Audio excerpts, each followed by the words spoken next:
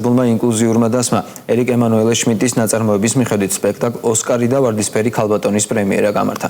სპექტაკლი შეეხება სიმსივნით დაავადებული ბავშვების გამოწვევებს და განმოსცემს მათთვის თითოეული დღის მნიშვნელობასა და საჭიროებას. პირებს შესაძლებლობა ეძლევათ, რომ ითამაშონ პროფესიონალურ სცენაზე, პროფესიონალ მსახიობებთან ერთად.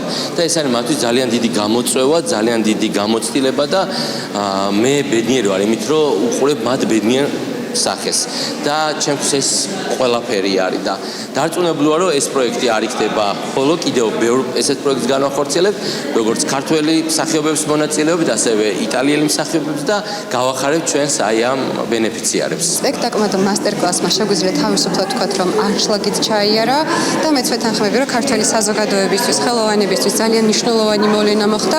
ერთი მხრივ იმიტომ, რომ ინკლუზიური დასები ხელი შეეწყოთ მათ პოპულარიზაციაში და საზოგადოების მხარდაჭერაში და მეორე მხრივ იცით რომ იტალიელი კინოვარსკვლავი, ასევე თეატრის ვარსკვლავი სიმონო კავალარი შეხვდა საზოგადოებას და კითხვა-პასუხის რეჟიმში მასტერკლასი გამართა.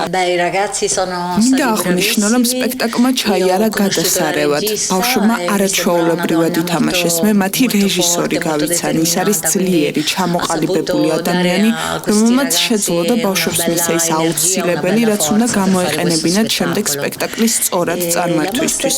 რაც შეეხება ჩემს მასტერკლასს, ძალიან კმაყოფილი ვარ, ძალიან დიდი ინტერესი იყო პუბლიკის მხრიდან.